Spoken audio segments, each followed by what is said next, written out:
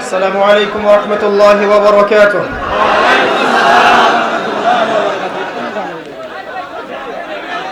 السلام عليكم ورحمة الله. إن الحمد لله نحمده ونستعينه، من يهده الله فلا مضل له ومن يضلل فلا هادي له، ونشهد أن لا إله إلا الله وحده لا شريك له، ونشهد أن محمدا عبده ورسوله. أما بعد، فقد قال الله تعالى في كلامه المجيد والفرقانه الحميد بعد أعوذ بالله من الشيطان الرجيم. بسم الله الرحمن الرحيم. يا أيها الذين آمنوا اتقوا الله حق تقاته ولا تموتن إلا وأنتم مسلمون. وقال الله تعالى: وما آتاكم الرسول فخذوه وما نهاكم عنه فانتهوا. وقال رسول الله صلى الله عليه وسلم: خيركم من تعلم القرآن وعلمه. وهو يقول: إن الله يرفع بهذا الكتاب أقواما ويضع به الآخرين. رب اشرح لي صدري ويسر لي أمري واحلل عقدة من لساني يفقهوا قولي. اللهم فقهنا في الدين وعلمنا التأويل. اللهم اجعلنا منهم الذين آمنوا وعملوا الصالحات وتواصوا بالحق وتواصوا بالصبر. الحمد لله. যাবতীয় প্রশংসা এবং গুণগান একমাত্র মহিয়ান ও গরিয়ান আল্লাহ পাকের জন্য, যে আল্লাহ রাব্বুল আলামিন নাজিল করেছেন মহাবিশ্বের মহাবিশ্বয় মহাগ্রন্থ আল কোরআনুল কারীম। যে আল্লাহ পাক আজকে আমাদেরকে সুস্থ শরীরে অত্র দিনী মজলিসে আসার তৌফিক দান করেছেন, প্রত্যেকে শুকরিয়া আদায় করি, বলি আলহামদুলিল্লাহ। আলহামদুলিল্লাহ। অগণিত অসংখ্য দরুদ এবং সালাত বর্ষিত হোক সাইয়্যিদুল মুরসালিন খাতামুন নবিয়্যিন মুহাম্মদুর রাসূলুল্লাহ সাল্লাল্লাহু আলাইহি ওয়াসাল্লামের প্রতি, যাকে আল্লাহ রাব্বুল আলামিন মানবতার মুক্তির দূত হিসেবে প্রেরণ করেছেন। আমরা সংক্ষিপ্ত আকারে দরুদ শরীফ পড়ি। আল্লাহুম্মা সাল্লি আলা মুহাম্মদ ওয়া আলা আলি মুহাম্মদ কামা সাল্লাইতা আলা ইব্রাহিম ওয়া আলা আলি ইব্রাহিম ইন্নাকা হামিদুম মাজিদ। اللهم بارك على محمد وعلى آل محمد كما باركت على إبراهيم وعلى آل إبراهيم إنك حميد مجيد. সম্মানিত কুমিল্লাবাসী, কেমন আছেন আপনারা?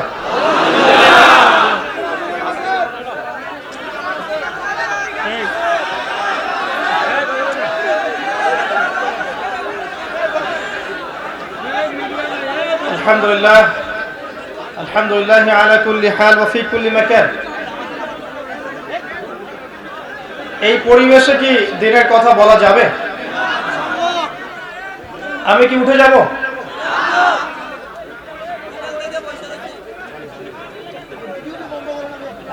দিনের পথে সময় দিলে কষ্ট হবে। দিনের পথে বের হলেই সবকিছু মনের মতো হবে না। এটা আমাদের বেডরুম না, যেখানে যেটা চাবো সেটাই হাতের কাছে পাবো। কষ্ট হবে, বসার কষ্ট হবে, কে বিব্রত করতে পারে, জায়গা সংকুলন না হতে পারে। কষ্ট করে দেখেন দাঁড়িয়ে আছে দূরে অনেকে। এখানকার কষ্টটুকু যদি হাসি মুখে সবর করতে পারেন, তাহলে প্রত্যেক মুহূর্তের বিনিময় নেকি হবে ইনশাআল্লাহ। আর যদি কষ্টের শিকায়াত করেন আল্লাহর কাছে, তাহলে নেকি হলেও নেকি কমে যাবে। কোনো সন্দেহ নাই, আমরা একটা দ্বীনি মজলিসের মধ্যে বসে আছি, যেখানে আল্লাহ এবং তার রাসূলের কথা হবে ইনশাআল্লাহ, এই পুরো জায়গাটা আল্লাহর ফেরেশতারা ঘিরে রেখেছেন এবং নিঃসন্দেহে এখানে আল্লাহর পক্ষ থেকে শান্তি এবং সাকিনা বর্ষিত হচ্ছে। আল্লাহ পাকের কাছে যে ফেরেশতারা আছেন তাদের সামনে আল্লাহ পাক আমাদেরকে নিয়ে গর্ব করছেন। তো আমাদের আচরণ যদি এমন হয়, আল্লাহ কি আমাদেরকে নিয়ে গর্ব করবেন? আমাদের একটা জাতিগত স্বভাব আছে, সেটা হচ্ছে আমরা মৌলিক জিনিসগুলোকে বাদ দিয়ে যৌগিক জিনিস নিয়ে বেশি ব্যস্ত থাকি। যেগুলো মূল মূল বিষয়, মেজর ইস্যু, এগুলোকে বাদ দিয়ে মাইনর ইস্যু নিয়ে ব্যস্ত থাকি। আমাকে দেখা যাওয়াটা মূল ইস্যু না এখানকার। আমি এখানে কি বলবো এটা আপনার কান পর্যন্ত গেল কিনা এবং এটা আপনার দিলে কতটুকু আসার করলো, এটা হচ্ছে বড় কথা। যদি আমি এখানে এই চেয়ারে দুনিয়া কামাই করার নিয়াতে বসি, তাহলে 5 ঘন্টা আলোচনা করলেও আমার কথা আপনার দিলে তাসির করবে না। একইভাবে আপনি যদি এখানে ইসলামী নীতি, আদর্শ এবং আদব রক্ষা করে বসতে না পারেন, আমার কথা শুনলেও আপনার মনে কোনো তাসির হবে না। বক্তা শ্রোতা উভয়কেই কোরআন সুন্নাহ অনুযায়ী আমল করতে হবে। যেখানে আল্লাহ এবং তার রাসূলের কথা হয় সেখানে কণ্ঠস্বর উঁচু করা জায়েজ নাই, এটা মনে রাখবেন। যেখানে আল্লাহ এবং তার রাসূলের কথা হচ্ছে এখানে উচ্চ স্বরে কথা বলাও জায়েজ নাই। সূরা হুজুরাতের প্রথম দিকের আয়াতগুলো পড়ে দেখেন। একবার একজন সাহাবী রাসূল সাল্লাল্লাহু আলাইহি ওয়াসাল্লামের সামনে আরেকজন সাহাবীর সাথে একটু তর্ক করেছিলেন। এর ফলশ্রুতিতে আয়াত নাযিল হয়েছে যে রাসূলের সামনে যখন তোমরা থাকবে সাল্লাল্লাহু আলাইহি ওয়াসাল্লাম, কণ্ঠস্বর নিচু রাখবে, কারণ তার সামনে যদি উচ্চ স্বরে কথা বলো তোমাদের অজান্তেই তোমাদের আমল ধ্বংস হয়ে যেতে পারে। এখানেও সেই রাসূলের কথাই হবে, সেই আল্লাহর কথাই হবে, কণ্ঠস্বর নিচু রাখতে হবে। যদি কারো কোনো প্রয়োজন থাকে সে একা চলে যেতে পারবে, অন্যকে ডিস্টার্ব করতে পারবে না। একটা দ্বীনি মজলিসে যখন মানুষ আল্লাহকে স্মরণ করে, আল্লাহ পাক এর চেয়ে উত্তম মজলিসে তার কথা স্মরণ করে। কোনো সন্দেহ নাই যে এই মুহূর্তে আল্লাহ পাক আমাদের কথা স্মরণ করছে। আপনার বিজ্ঞান, আপনার যুক্তি, দর্শন এগুলো বিশ্বাস নাও করতে পারে, আর তারা বিশ্বাস করলেই কোনো কিছু সত্য হবে আর না করলে সত্য হবে না, এই মূলনীতিতে আমরা বিশ্বাসী না। তো আমি একটা হাদিস এমনও পড়েছিলাম যে কোনো বান্দা যদি মনে মনে আল্লাহকে স্মরণ করে, আল্লাহ পাকও মনে মনে ওই বান্দাকে স্মরণ করে। রাতের বেলা শুয়ে আপনি যদি আল্লাহকে ডাকতে থাকেন, মনের হাজত প্রয়োজন দোয়া করে আল্লাহর কাছে মনের কথা বলতে থাকেন, শুয়ে শুয়েই বলতে বলতে আপনার চোখ দিয়ে পানি পড়ছে, ঠিক ওই মুহূর্তে অবশ্যই আল্লাহ আপনাকে মনে করছে। আর যখন আল্লাহ রাব্বুল আলামিনের কথা বান্দারা এরকম কোনো জনসমাবেশে আলোচনা করে, তখন এর চেয়ে উত্তম সভায় আল্লাহ পাক তাদের কথা আলোচনা করে। তো এই নেকি এবং আজর পেতে হলে আদবের সাথে বসতে হবে। ভিডিও, ছবি তোলা, কথাবার্তা বলা, ইউটিউবিং এগুলো পরের সাবজেক্ট। এগুলো কোনোটা না থাকলেও দ্বীন ইসলাম জিন্দা ছিল, জিন্দা থাকবে, জিন্দা হবে ইনশাআল্লাহ।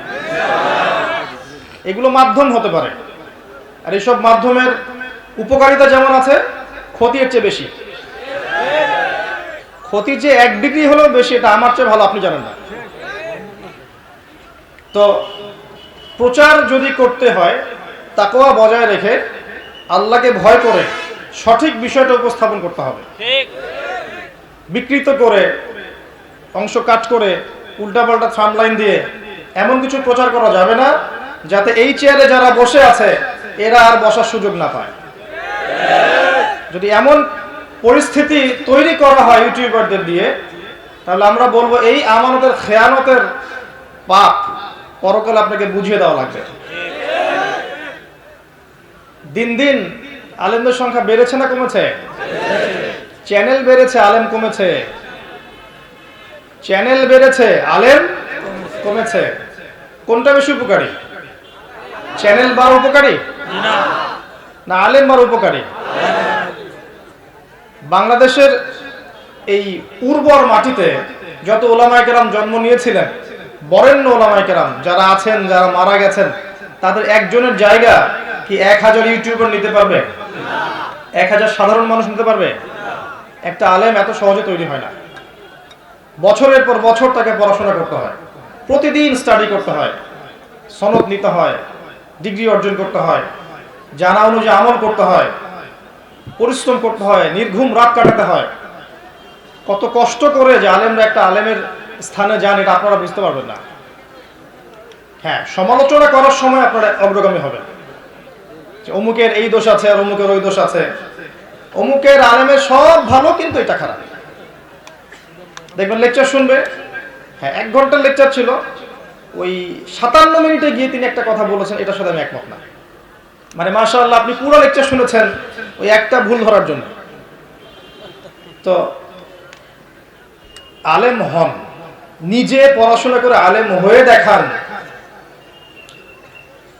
একজন মানুষকে নিয়ে খুব বেশি বাড়াবাড়ি করা ঠিক না, এতে করে বহু মানুষের চোখ ওই মানুষের উপর লাগে, এবং এখনকার চোখগুলো এত খারাপ, এগুলোর বদনজর লাগলে সহজে যাইতে চায় না।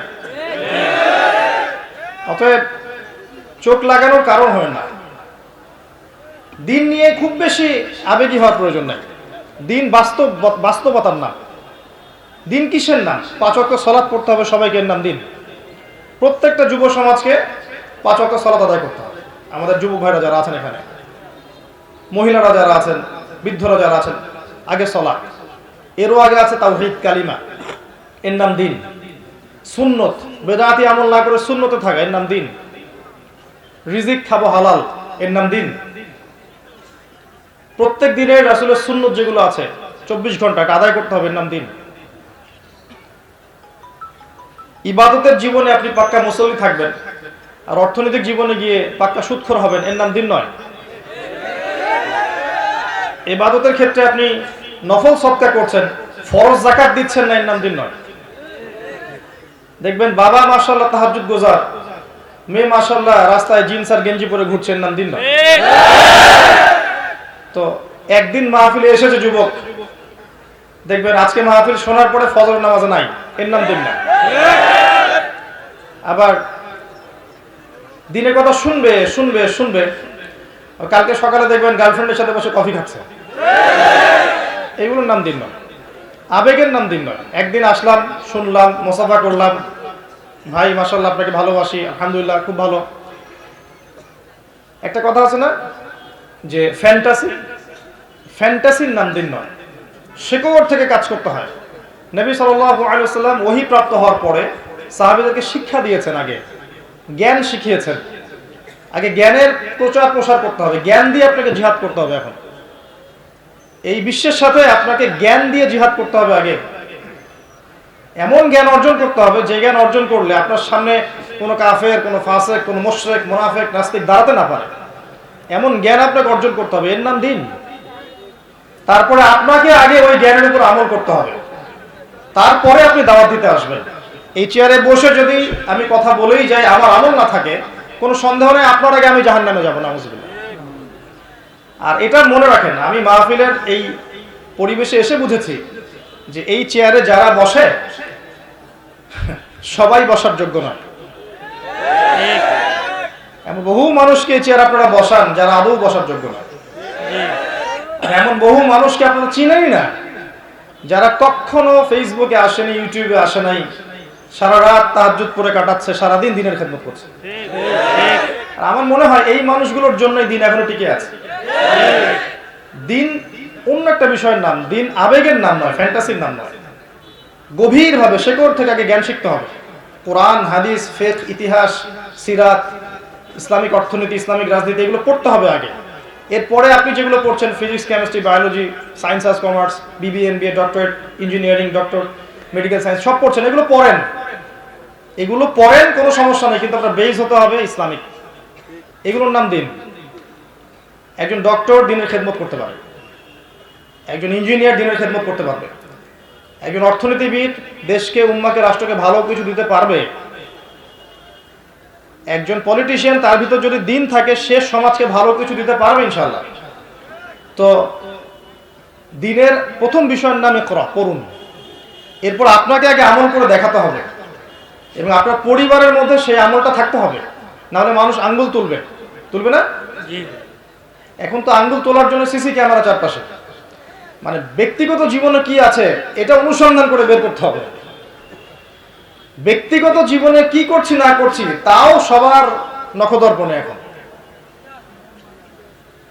প্রাইভেসি বলে কিছু নাই।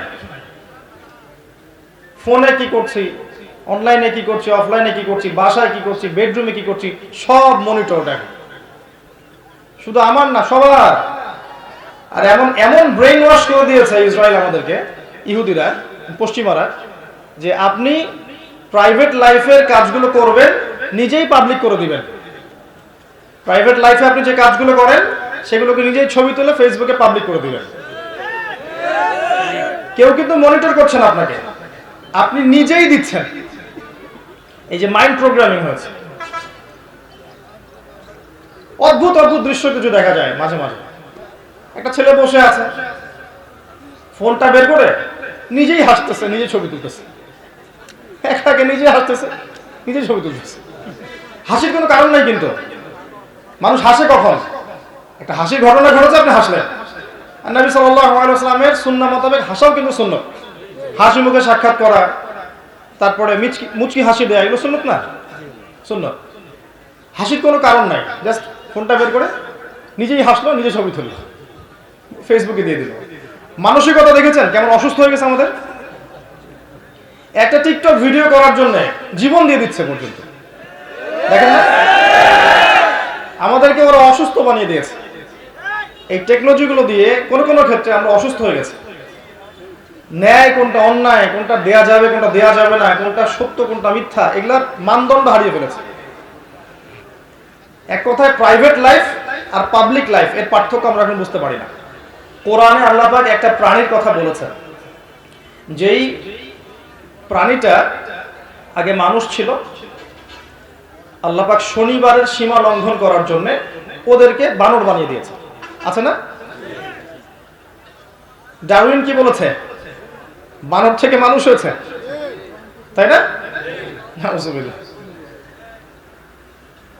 তারা বানর থেকে মানুষ হতে পারে, আমরা বানর থেকে মানুষ হই।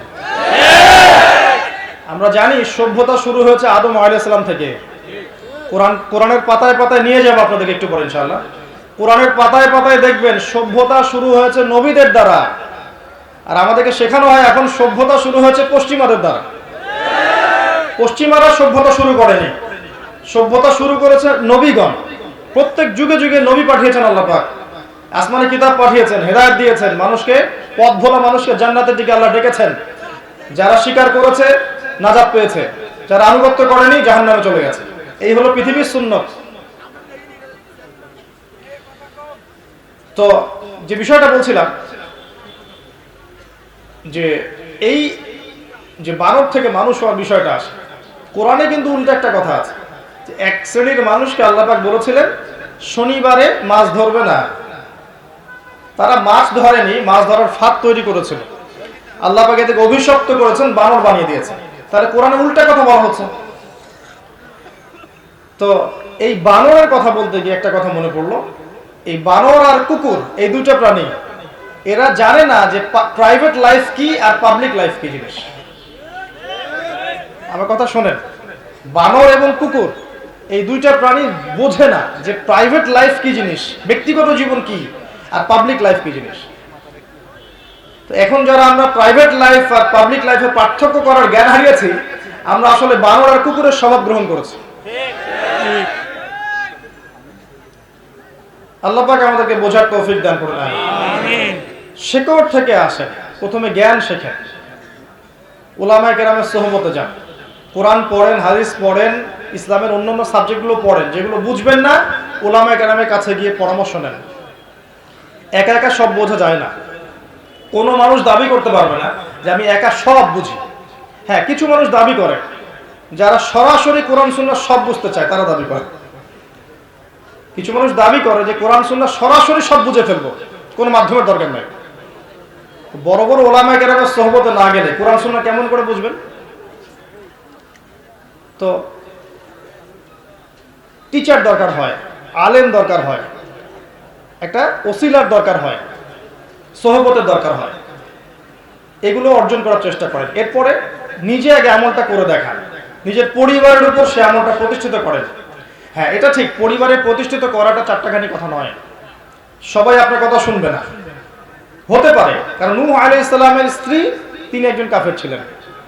লূত আলাইহিস সালামের স্ত্রী, তিনি একজন কাফের ছিলেন। নূহ আলাইহিস সালামের ছেলে, সেও তার প্রতি ঈমান নিয়ে আসেনি। এরকম হতে পারে, কিন্তু চেষ্টা চালিয়ে যেতে হবে পরিবারের মধ্যে ইসলামটাকে আগে প্রতিষ্ঠিত করার জন্য। এটা খুব চ্যালেঞ্জিং, ডিফিকাল্ট কাজ। পরিবার বলতে আপনি, আপনার স্ত্রী সন্তান এবং আপনার আন্ডারে যারা আছে তারা। পরিবারের প্রত্যেক পিতাকে হতে হবে ইব্রাহিম আলাইহিস সালামের মতো তাওহীদপন্থী। পরিবারের প্রত্যেক মাকে হতে হবে হাজেরা এবং সারাহ আলাইহিস সালাম তাদের মতো তাওহীদপন্থী। তখন গিয়ে আপনি পরিবারের সন্তান পাবেন ইসমাঈল আলাইহিস সালামের মতো। কোন ইসমাঈল? যাকে বলা হচ্ছে যে ইয়া বুনাই ইন্নী আরা ফিল মানামি আন্নী আযবাহুক, হে আমার সন্তান, আমি দেখেছি স্বপ্নে যে আমি তোমাকে জবাই করছি। ইসমাঈলের বয়স তখন হয়তো বা 10-15, আল্লাহ ভালো জানেন, আলাইহিস সালাম। সে বলছে ইয়া আবাতি, হে আমার বাবা, ইফআল মা তু'মার, আপনাকে আল্লাহ যা আদেশ করেছেন তাই করুন। সাতাজিদুনি ইনশাআল্লাহু মিনাস সাবিরিন, ইনশাআল্লাহ আপনি আমাকে ধৈর্যশীল পাবেন। ইসমাঈল আলাইহিস সালাম, একটা ইসমাঈল দিতে পারবেন এই যুগে আমাকে? এই ইসমাঈল আলাইহিস সালামকে মানুষ করেছে তার মা হাজেরা আলাইহিস সালাম, তার বাবা তাকে মানুষ করেনি। যদি আপনার ঘরে হাজেরা আলাইহিস সালামের মতো স্ত্রী না থাকে, আপনি ইসমাঈল আলাইহিস সালামের মতো সন্তান পাবেন না। আর এখনকার ফ্যামিলিস্ট রেভলিউশনের মেয়েদেরকে ঘরে ঢুকালে জীবনে ইসমাঈলের মতো সন্তান হবে না। কার মতো সন্তান হতে পারে তাহলে? ওই যে খিজির আলাইহিস সালাম যে বাচ্চাটাকে হত্যা করলেন, যে বড় হয়ে বড় কাফের হতো, এমন হতে পারে সন্তান। কথা কি বোঝা যায়? আচ্ছা, পরিবারের পরে আপনি যাবেন রিজিক। গোড়ার কাজগুলোর কথা বলছি, শিকড়ের কাজ। রিজিক হালাল হতে হবে। যাবতীয় সুদ, যাবতীয় ঘুষ, দুর্নীতি, আত্মসাৎ, যত রকমের আপনার হারাম রিজিক আছে, সমস্ত হারাম রিজিক আপনাকে ত্যাগ করতে হবে। এরপর ইসলামের জন্য কিছু করবেন, দাওয়াতি কাজ করবেন, আল্লাহর পথে সময় দিবেন, পড়াশোনা করবেন, নিজে আমল করবেন, মানুষকে সত্যের পথে ডাকবেন। শৈথিল্যবাদী হবেন না এবং চরমপন্থী উগ্র হবেন না। চরমপন্থা, উগ্রতা ইসলাম শেখায় না। আবার একই সাথে শৈথিল্যবাদী হয়ে যাব, গোলালু মার্কা, সব তরকারিতেই চলে, এমনও হওয়ার ইসলামের সুযোগ নাই। ওয়া কাযালিকা জাআলনাকুম উম্মাতান ওয়াসাতা, তোমাদেরকে বানিয়েছি মধ্যমপন্থী উম্মত। আহলে সুন্নাহ ওয়াল জামাআহ মধ্যমপন্থী হবে, শৈথিল্যতাবাদী হবে না, উগ্রবাদী হবে না, মধ্যমপন্থী। কিভাবে? উদউ ইলা সাবিলি রাব্বিকা বিল হিকমা, আপনি আপনার রবের দিকে মানুষকে ডাকবেন প্রজ্ঞার সাথে, বাসীরা, স্পষ্ট জ্ঞানের সাথে, ওয়াল মাউইযাতিল হাসানা, উত্তম নসিহতের সাথে। সত্যকে সত্য তুলে ধরলেন, মিথ্যাকে মিথ্যা তুলে ধরলেন। এরপর জনগণ বা অডিয়েন্স চিন্তা করবে কোনটা ঠিক কোনটা বেঠিক। তাদের উপর আপনি দারোগা নন যে জোর করে আপনাকে কোনটা কবুল করতে হবে। ফাযাক্কির ইন্নামা আনতা মুযাক্কির, আপনি উপদেশদাতা, এর বেশি কিছু না। আপনি তাদের প্রতি দারোগা নন। লাস্তা আলাইহিম বিমুসাইতির। ফাযাক্কির ইন নাফা'আতিয যিকরা, উপদেশ দিতে থাকেন মানুষকে, যদি উপদেশ কাজে আসে। সায়াযাক্কারু মান ইয়াখশা, শীঘ্রই তারা উপদেশ গ্রহণ করবে যারা আল্লাহকে ভয় করে। ওয়া ইয়াতাজান্নাবুহাল আশকা, এবং যারা পাপী তারা কখনোই এটা গ্রহণ করবে না, এড়িয়ে যাবে। এটা আমাদের দায়িত্ব, এতটুকুই। আল্লাহ পাক কোরআনে বলেছেন লা ইকরাহা ফিদ দ্বীন, দ্বীনে কোনো বাড়াবাড়ি জবরদস্তি নাই। ক্বাদ তাবায়্যানা রুশদু মিনাল গায়, ক্বাদ তাবায়্যানা রুশদু মিনাল গায়। রুশদ মানে যেটা স্পষ্ট জাজল্যমান, এটা অন্ধকার থেকে আলাদা হয়ে গেছে।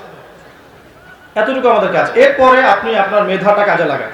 আল্লাহ আপনাকে মেধা দিয়েছেন, অথবা অর্থ দিয়েছেন, সম্পদ দিয়েছেন, আল্লাহ পাক আপনাকে প্রজ্ঞা দিয়েছেন, ভালো মন্দ বোঝার ক্ষমতা দিয়েছেন।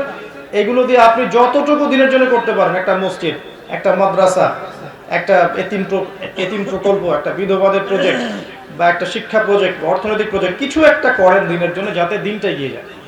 এগুলো করা কি খুব কঠিন? অবশ্যই কঠিন। এগুলো করা কিন্তু কঠিন, কিন্তু ধাপে ধাপে যদি আপনি যান এবং আল্লাহ যদি আপনাকে সাহায্য করেন, কবুল করেন, ইনশাল্লাহ আপনি সফল হবেন ইনশাল্লাহ। আর দুনিয়ার সফলতাই চিরস্থায়ী সফলতা নয়। এগুলোর ফলশ্রুতিতে যদি দুইটা মানুষ, একটা মানুষও হেদায়েত পেয়ে আল্লাহর পথে আসে, এটাই আপনার জন্য শত শত লাল উট কোরবানি করার চেয়ে বেশি নেকির কাজ। মনে আছে ওই যে খায়বারের সময় আলী রাদিয়াল্লাহু আনহুকে নবী সাল্লাল্লাহু আলাইহি ওয়াসাল্লাম কি বলেছিলেন? হে আলী, তুমি আগে তাদেরকে ইসলামের দাওয়াত দিবে। তারা যদি ইসলামের দাওয়াত কবুল করে নেয় তাহলে তাদেরকে তুমি আক্রমণ করবে না। তোমার দ্বারা লাউ ইয়াহদি আল্লাহু বিকা রাজুলান ওয়াহিদান, তোমার দ্বারা যদি আল্লাহ পাক একজন ব্যক্তিকে হেদায়েত দেন, খায়রুল লাকা মিন হুমুরিন নাম, এটা তোমার জন্য লাল উট কোরবানির চেয়ে বেশি নেকির কাজ।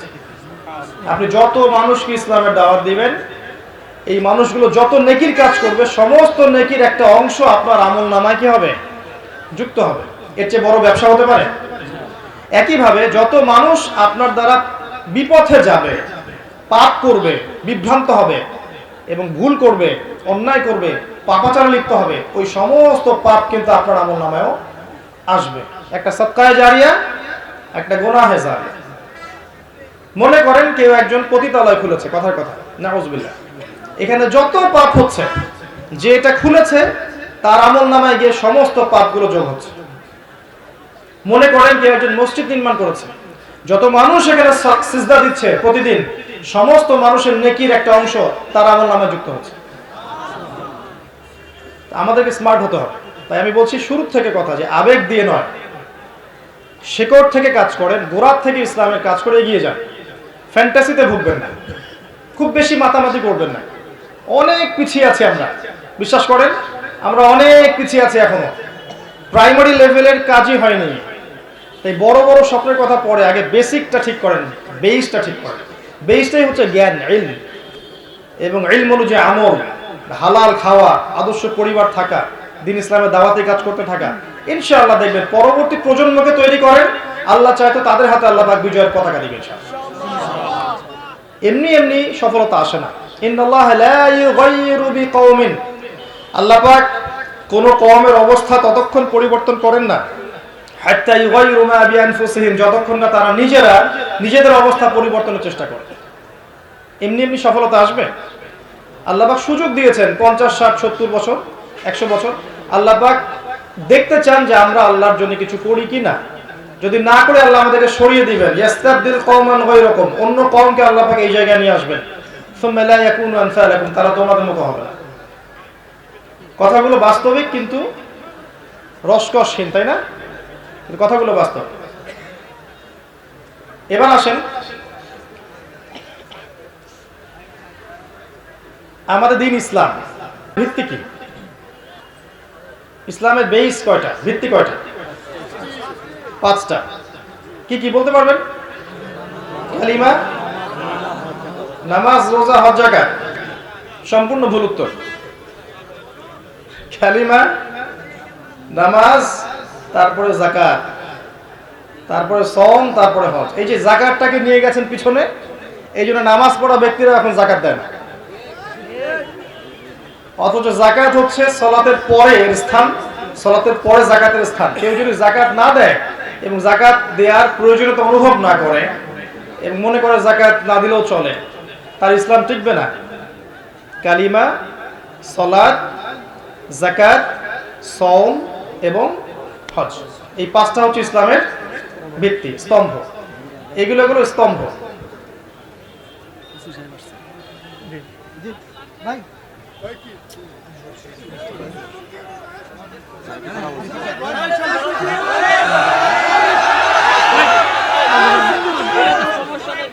সমস্যা নেই, কোনো সমস্যা নেই, কোনো ইয়ে নেই।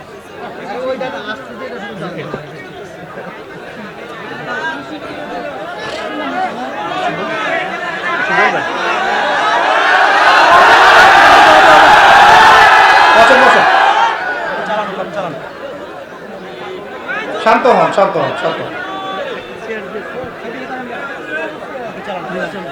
আমরা যে বিষয়ে কথা বলছিলাম, যে ইসলামের বেস কয়টা? 5টা। প্রথমটা কি? কালিমা, তারপরে নামাজ, তারপর যাকাত, তারপরে সওম বা রমজান মাসে রোজা রাখা, আরেকটা শেষেরটা কি? হজ। আচ্ছা, এই 5টা বিষয় মানবেন কোন ভিত্তিতে? আমাদের শরীয়তের কিতাব কোনটা? কয়টা? 2টা।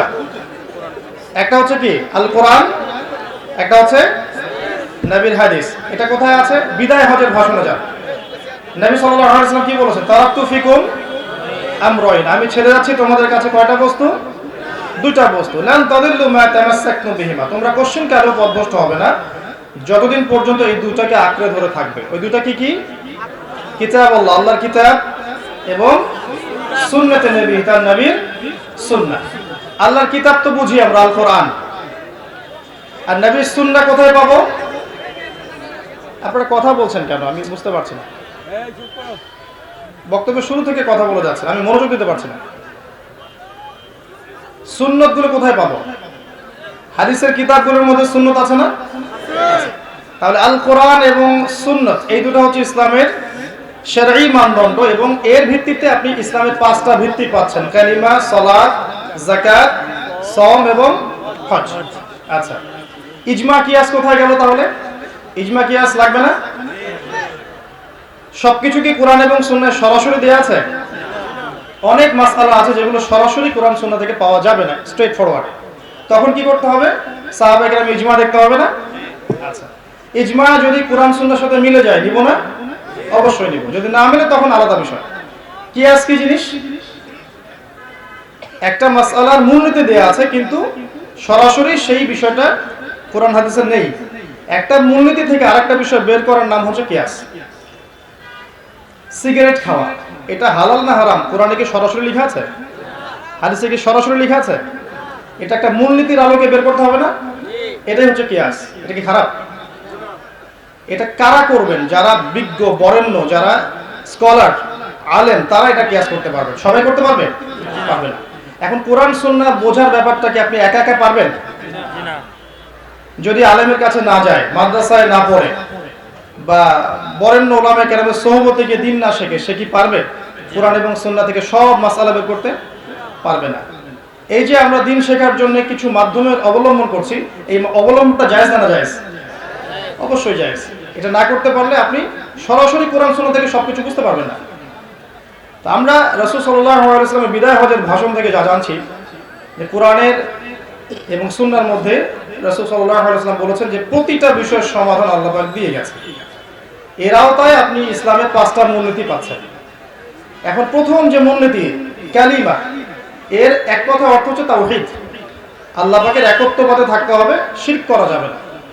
কেউ যদি আল্লাহর একত্ববাদের উপর থাকতে পারে এবং এর উপর মৃত্যুবরণ করে, ইনশাআল্লাহ সে বিনা হিসাবে জান্নাতে চলে যাবে। আর কেউ যদি আল্লাহর সাথে শিরক করে এবং তওবা না করে ওই অবস্থায় মারা যায়, সম্ভাবনা বেশি সেই ব্যক্তি সরাসরি জাহান্নামে যাবে।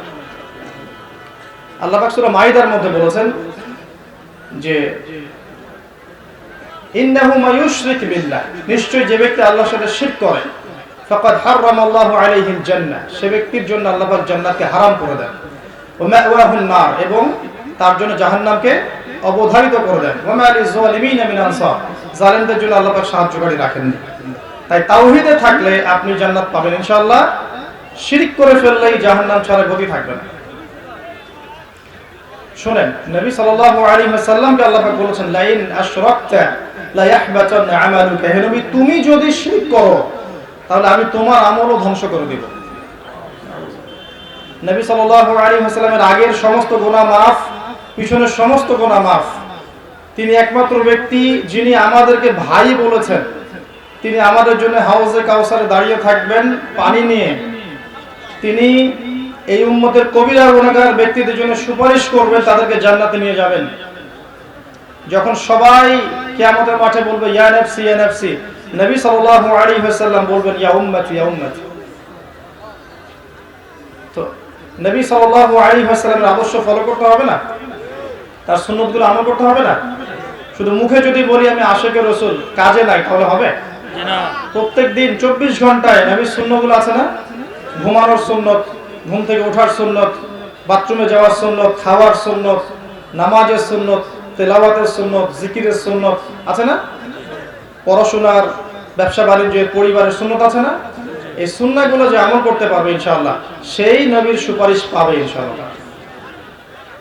সে ইনশাআল্লাহ কবরে উত্তর দিতে পারবে যে এই ব্যক্তিকে যাকে তোমাদের কাছে পাঠানো হয়েছিল। তো কালিমার বিষয়টা বলতে গিয়ে আসলাম যে আপনাকে আল্লাহর তাওহীদে থাকতে হবে, শিরক করা যাবে না। একমাত্র আল্লাহকেই সৃষ্টিকর্তা, পালনকর্তা, রিজিক দাতা, হায়াত মৌতের মালিক, সন্তান দাতা, ভালো মন্দের মালিক, সব কিছু আল্লাহ থেকে হয়।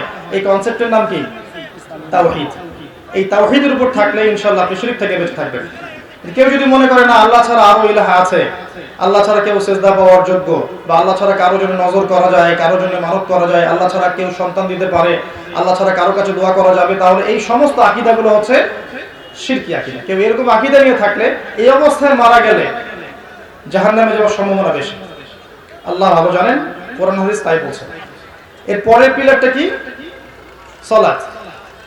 আমরা দাবি করি যে আমরা সবাই মুসলিম, কিন্তু বাস্তবতা হচ্ছে যে আমাদের মধ্যে ম্যাক্সিমাম মানুষই 5 ওয়াক্ত নামাজ পড়ে না। এটা ইসলামের একটা বেসিক জিনিস। ইসলামের বড় বড় বিষয় অনেক পরে, আগে মূল একটা বেসিক জিনিস হচ্ছে 5 ওয়াক্ত নামাজ। আর আমরা যারা নামাজ পড়ছি তারাও নামাজে কি পড়ছি এটা বুঝি না, তাই না? সূরা ফাতিহার অর্থ, একটা সূরার অর্থ, রুকুর তাসবিহ, সেজদার তাসবিহ, তাশাহুদ, দরুদ, দোয়া, মাসুর, এগুলো অর্থ বুঝি? অর্থ বুঝি না বলেই দেখবেন নামাজ পড়ছি আর মনোযোগ অন্যদিকে। নামাজ 2 রাকাত নামাজে 200টা চিন্তা আমার মাথায় চলে আসছে। করণীয় হচ্ছে আপনাকে নামাজে যা পড়ছেন এর অর্থটা বুঝতে হবে। যদি আপনি অর্থের দিকে মনোযোগ দিতে পারেন, ইনশাআল্লাহ আপনার নামাজে মনোযোগ অন্যদিকে যাবে না, এবং আপনি রিল্যাক্সে, সুকুনের সাথে, প্রশান্তির সাথে নামাজ পড়তে পারবেন ইনশাআল্লাহ। আর একটা টিপস দিতে পারি যে সূরাগুলো যে আমরা পড়ি, এগুলো প্রতিদিন একই সূরা পড়বেন না। এক এক নামাজে এক এক সূরা দিয়ে পড়ার চেষ্টা করেন, আপনার মাথাটা ব্যস্ত থাকবে, মনোযোগ বাড়বে ইনশাআল্লাহ। আর নামাজে তাড়াহুড়া করবেন না, ধীর স্থির ভাবে নামাজ পড়বেন। সব কাজ পরে, আগে নামাজটা শেষ হবে, তারপর অন্য কাজে যাবেন আপনি। সবচেয়ে গুরুত্ব দিবেন ফজরের নামাজকে, এশার নামাজকে, আসরের নামাজকে। প্রত্যেকটা নামাজই গুরুত্বপূর্ণ, কিন্তু ফজর, এশার জামাতটা বেশি গুরুত্বপূর্ণ। কারণ নবীজি বলেছেন 2টা নামাজ আছে যে নামাজের জামাতে শরীক হওয়া মুনাফিকদের জন্য খুব কঠিন। একটা হচ্ছে ফজর, একটা কি? এশা। এই 5 ওয়াক্ত সালাত পড়তে হবে ডিজিটাল 3G 4G স্টাইলে নয়। ডিজিটাল নামাজ জানেন, বুঝেন তো? মানে 2 রাকাত নামাজ 2 মিনিটে শেষ। এত দ্রুত নয়, ধীর স্থির ভাবে রুকু করেন, স্থির ভাবে উঠে দাঁড়ান, স্থির ভাবে কি পড়ছেন বোঝেন, সেজদায় যান, সময় দেন, সেজদায় বেশি বেশি আল্লাহর কাছে দোয়া করেন। সেজদায় যে যত বেশি আল্লাহর কাছে দোয়া করবে, নবীজি বলেছেন সেজদায় মানুষ আল্লাহর সবচেয়ে কাছে থাকে, এত কাছে কখনো মানুষ থাকতে পারবে না। তাই তোমরা বেশি থেকে বেশি সেজদায় দোয়া করতে থাকো। আর আমরা শুধু সুবহান রাব্বিয়াল আ'লা 3 বার পড়েই বাস, তাই না? দোয়া করতে হবে, সেজদায় বেশি বেশি দোয়া করা শেখেন, আল্লাহ আপনার দোয়া কবুল করবে ইনশাআল্লাহ তাআলা।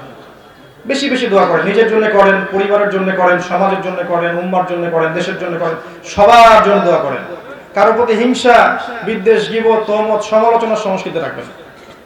মনটাকে নরম করেন, তাসকিয়া, নূর নিয়ে আসেন। আল্লাহ পাক তৌফিক দান করুন, আমিন। বেশি বেশি দোয়া করেন, সেজদায় বেশি বেশি দোয়া করেন। আরো কিন্তু দোয়া কবুলের স্থান আছে। শেষ রাত্রে দোয়া করলে দোয়া কবুল হবে, তাহাজ্জুদের সময় দোয়া করলে দোয়া কবুল হবে, বৃষ্টি পড়ছে মনে করেন, এই সময় দোয়া করলে দোয়া কবুল হবে। একটা ভালো কাজ করেছেন, মনে করেন কাউকে একবেলা খাওয়ালেন, অথবা কেউ আপনার কাছে সাহায্য চেয়েছে, আপনি কিছু সাহায্য দিলেন, এরপরে আল্লাহর কাছে হাত তুলে বলেন, আল্লাহ আমি এই কাজটা করেছি তোমার সন্তুষ্টির জন্য, এই কাজটার ওসিলায় তুমি আমাকে এটা দান করো, দেখবেন আপনি পাবেন ইনশাআল্লাহ। ভালো কাজের ওসিলায় দোয়া করেন, আযান এবং ইকামতের মাঝখানে দোয়া করেন, নামাজের সেজদায় দোয়া করেন, শেষ বৈঠকে দোয়া করেন, এই যে আত্তাহিয়াতু, দরুদ এবং দোয়া মাসুরা পড়ার পরে দোয়া করেন, নামাজে সালাম ফেরানোর পর দোয়া করেন। এই সময়গুলোতে দোয়া করলে দোয়া কবুল হয়। সময় খুঁজে খুঁজে বের করেন কখন দোয়া করলে দোয়া কবুল হবে। কারণ আমাদের সব চাওয়া কে পূরণ করবে? আর কেউ পূরণ করতে পারবে? কারো ক্ষমতা আছে? আল্লাহর কাছে চাইতে শিখুন, আল্লাহ পাক তৌফিক দান করুন। নামাজটাকে ধীর স্থির ভাবে পড়েন, সময় নেন না, নামাজে সময় নেন। আমরা পৃথিবীতে কেন আসছি ভাই? ওয়ামা খালাকতুল জিন্না ওয়াল ইনসা ইল্লা লিয়াবুদুন। আমি জিন আর মানুষকে সৃষ্টি করেছি শুধুমাত্র কি জন্য? আমার ইবাদত করার জন্য। ইবাদত মানে শুধু এই জিকির, নামাজ, তেলাওয়াত এগুলোই নয়, পুরো জীবনের সব কাজই ইবাদত। কিন্তু নামাজটা বেশি ইম্পর্টেন্ট, কারণ প্রথম হিসাব কিসে নেওয়া হবে? নামাজে। এই নামাজে তাড়াহুড়া করলে অন্য বিষয়গুলো টিকবে না। এরপরে আপনি বেশি বেশি সুন্নত নামাজ পড়ার চেষ্টা করেন, নফল নামাজ পড়ার চেষ্টা করেন। যদি পারেন, আল্লাহ যদি তৌফিক দেয়, আল্লাহ আমাকে তৌফিক দেয়, আপনাকে তৌফিক দেয়, তাহাজ্জুদের সময় অন্তত 2 রাকাত নামাজ পড়ার চেষ্টা করেন। এই সময় আপনি যা চাবেন আল্লাহর কাছে আল্লাহ পাক তাই দিবেন ইনশাআল্লাহ।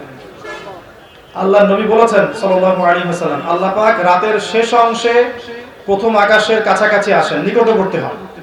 কিভাবে আসেন সেটা আল্লাহ ভালো জানেন, আমরা জানি না। এবং আহ্বান করতে থাকেন, কে আছো আমার কাছে কিছু চাইবে আমি তোমাকে দিব, কে আছো আমার কাছে ক্ষমা চাইবে আমি ক্ষমা করে দেব, কে আছো আমাকে ডাকবে আমি তোমার ডাকে সাড়া দিব। এভাবে ফজর পর্যন্ত আল্লাহ বলতে থাকেন। আর আমরা কি করি সময়? অনলাইনে টেপাটেপি করতে থাকি, তাই না ভাই? অনলাইনে সময় দিতে থাকি। আল্লাহ পাক আমাদেরকে বোঝার তৌফিক দান করুন, এই সময়গুলো খুঁজে খুঁজে বের করে আল্লাহকে ডাকার তৌফিক দান করুন। সালাতের পরে আসে যাকাত। ইকোনমিক্স, ইসলামের অর্থনীতির বেস হচ্ছে যাকাত। নিসাব পরিমাণ সম্পদ হলে আপনাকে যাকাত দিতে হবে। এটা কোনো নফল কিছু না, আপনাকে দিতেই হবে, এটা আপনার জন্য ফরজ। যদি নিসাব পরিমাণ সম্পত্তি হয় যাকাত দিতে হবে। এটা কি করে? এটা আপনাকে সমাজের সাম্য নিয়ে আসবে। আপনার সম্পদের মধ্যে গরিবের হক আছে, এই হকটা আপনাকে দিতে হবে। যদি হকটা না দিই তাহলে ওর হক নষ্ট করার দায় আল্লাহ পাক আমাকে ধরবেন। ঠিক আছে? যখন আপনি দান সদকা করবেন, যাকাত দিবেন, তখন টাকা ঘুরতে থাকবে সবখানে।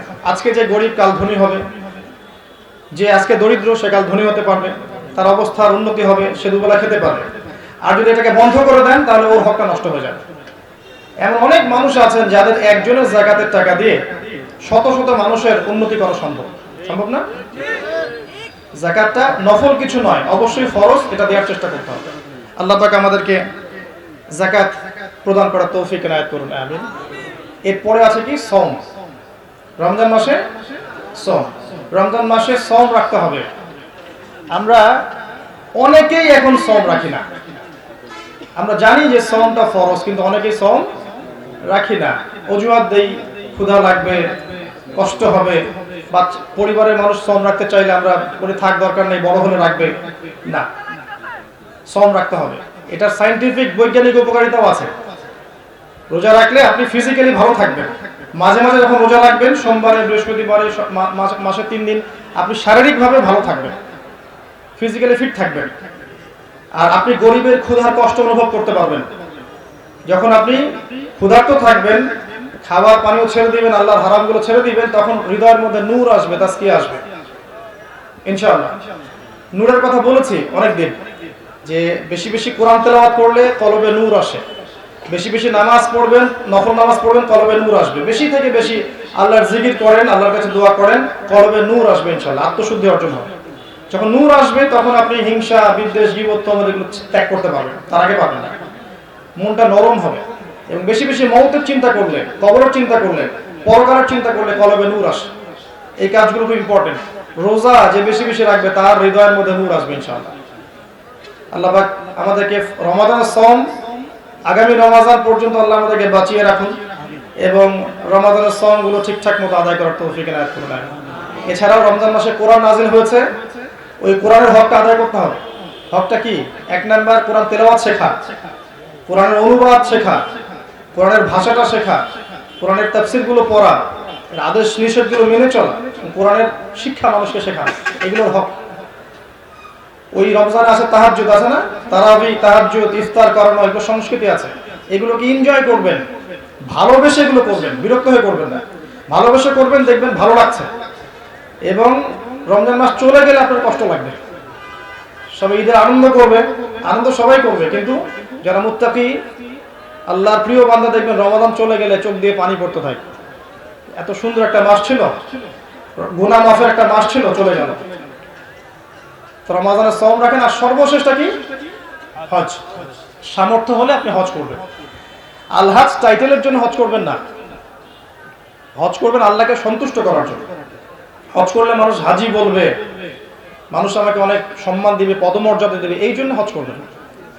হজ হবে ইব্রাহিমী চেতনায়। ওখানে গিয়ে যখন আপনি তাওয়াফ করবেন, তখন ইব্রাহিম আলাইহিস সালামের কথা মনে করতে হবে। তিনি আর তার ছেলে মিলে কাবা ঘর তৈরি করেছিলেন।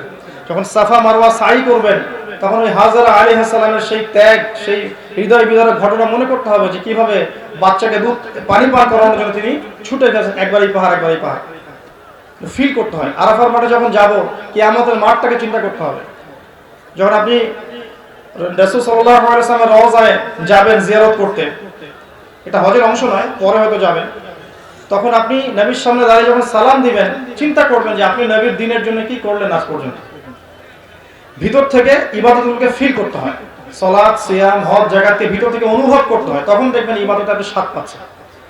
এই 5টা মূলনীতি ইসলামের, এই মূলনীতিগুলো আমরা মেনে চলবো, আমাদের পরিবারকে মানাবো ইনশাআল্লাহ।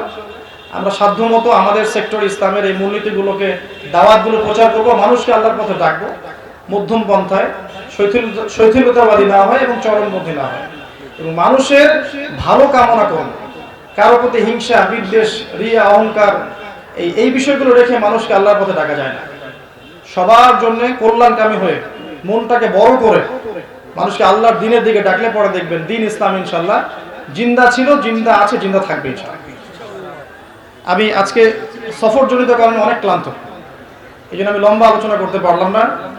আজকে আমি শুধু ইসলামের বেসিক বিষয়গুলোর কথা বলেছি। ইনশাআল্লাহ তাআলা আগামী কখনো যদি আল্লাহ সুযোগ দেন, আমি লম্বা একটা আলোচনা করার চেষ্টা করবো ইনশাআল্লাহ। আজকে আমাকে ক্ষমা করবেন, আমি শারীরিকভাবে একটু দুর্বল এবং সফরজনিত কারণে আমি অনেক ক্লান্ত। আল্লাহ পাক আপনাদের প্রত্যেকের নেক হায়াত এবং হালাল রিজিককে প্রশস্ত করুন, আমিন। বসেন বসেন। সুবহানাকা আল্লাহুম্মা ওয়া বিহামদিকা আশহাদু আল্লা ইলাহা ইল্লা আনতা আস্তাগফিরুকা ওয়া আতুবু ইলাইক। আসসালামু আলাইকুম ওয়া রাহমাতুল্লাহি ওয়া বারাকাতুহু। ওই দিকের প্রোগ্রাম শেষ ইনশাআল্লাহ। আমরা হুজুরের সাথে বলার কথা।